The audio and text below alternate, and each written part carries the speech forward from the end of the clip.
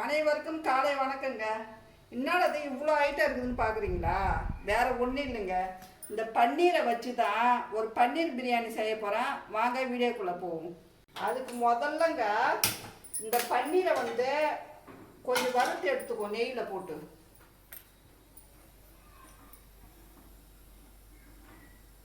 இதுக்கு ஒரு ஸ்பூன் நெய் போதுங்க. அது சும்மா அப்படியே போட்டு வறுத்து தான் எடுக்க போகிறோம்.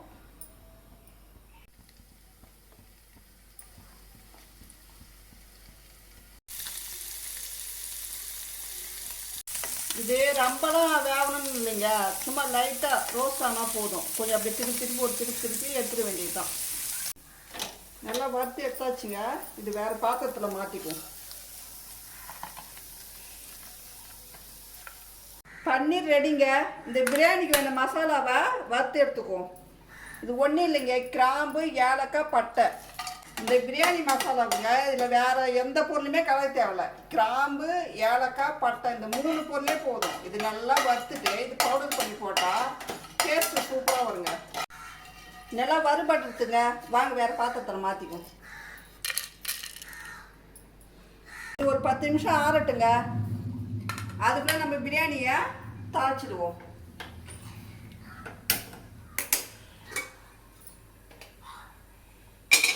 பாத்திரம் நல்லா காஞ்சிடுச்சிங்க. இந்த டைமில் ஒரு 3 ஸ்பூன் நெய் விட்டுக்குங்க. அது கூடவே ஒரு 3 ஸ்பூன் எண்ணெய், சமையல் எண்ணெய்ங்க. கறி ஜாமான்,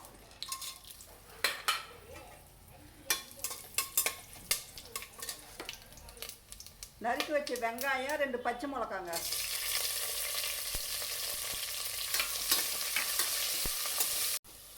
வெங்காயம் நல்லா வதந்துட்டுங்க.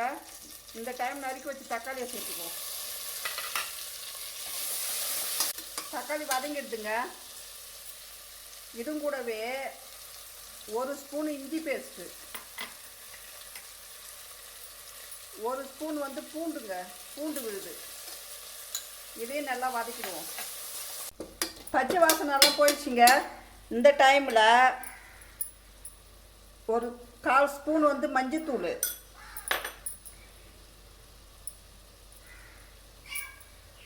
ஒரு ஸ்பூன் தனி மிளகாய்த்தூள், ஒரு ஸ்பூன் மல்லித்தூள். இது 3 நல்லா பச்சை வாசனை வரைக்கும் நல்லா வதங்கிட்டுங்க.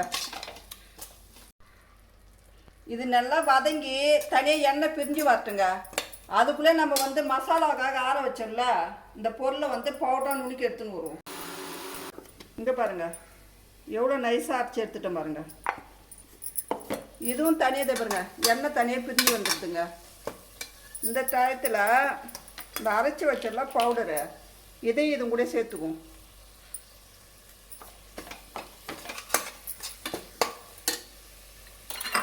அதுவும் கூடவே கொஞ்சோண்டு மல்லித்தழை, கொஞ்சோண்டு புதினா தழைங்க. இதையும் நல்லா வதக்கி எடுத்துக்குவோம். 2 ஸ்பூன் தயிர் சேர்த்துக்கோங்க.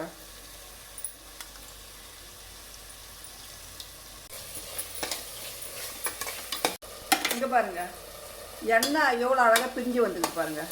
இந்த டயத்தில் இந்த வறுத்து வச்சா பன்னீர் இதுவும் கூட சேர்த்துக்குவோம்.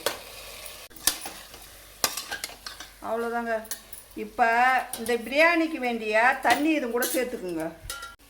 நான் பிரியாணிக்கு பாஸ்மதி ரைஸ் சேர்க்கலைங்க, டெய்லியுமே பயன்படுத்துகிற அரிசி தான். இதால் 2.5 கிளாஸ் எடுத்துக்கணுங்க. அதுக்கு 5 கிளாஸ் தண்ணி ஊற்றணும்.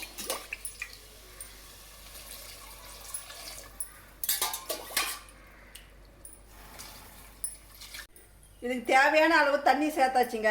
இந்த டைமில் இந்த பிரியாணிக்கு தேவையான உப்பையும் இது கூட கலந்துக்குவோம். அவ்வளோதாங்க. தண்ணி நல்லா ஒரு கொதி வரட்டுங்க. சும்மா அப்படியே மூடி விடுவோம் ஒரு 5 நிமிஷம். இங்கே பாருங்கள் தண்ணி நல்லா கொதி வந்துடுதுங்க. இந்த டைமில் இந்த அரிசியை போட்டுக்குவோம். இதில்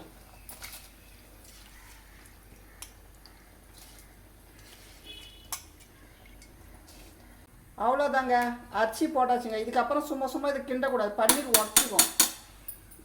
இந்த டைமில் இதை பாருங்க, ஒரு 1/4 எலுமிச்சம்பழம் ஜூஸை கலந்துக்கணும். அது கூடவே இந்த புதினா தழை, இதுக்கு மேலே ஒரு ஸ்பூன் நெய் அப்படியே போட்டுட்டு விசில் போட்டுருங்க. ஒரு 3 விசில் வந்தால் போதும், நிறுத்திடலாம். அவ்வளோதான், ஒரு 3 விசில் வரட்டுங்க. 3 விசில் வந்துடுதுங்க. இந்த டயத்தில் அடுப்பை நிறுத்திட்டு இதனுடைய ப்ரெஷர் எல்லாம் போட்டுங்க. அதுக்கப்புறம் பிரியாணி எப்படி இதுன்னு திறந்து பார்ப்போம்.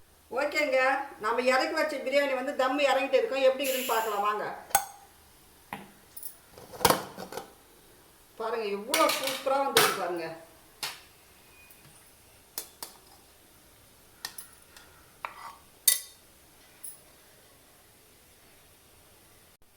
இங்கே பாருங்க பன்னீர் எப்படி உடையாமல் வந்துக்குது பாருங்க. எவ்வளோ சூப்பராக இருக்குது பாருங்க. நான் சொன்ன மெத்தடில் பண்ணி பாருங்க, நல்லாயிருக்கும்.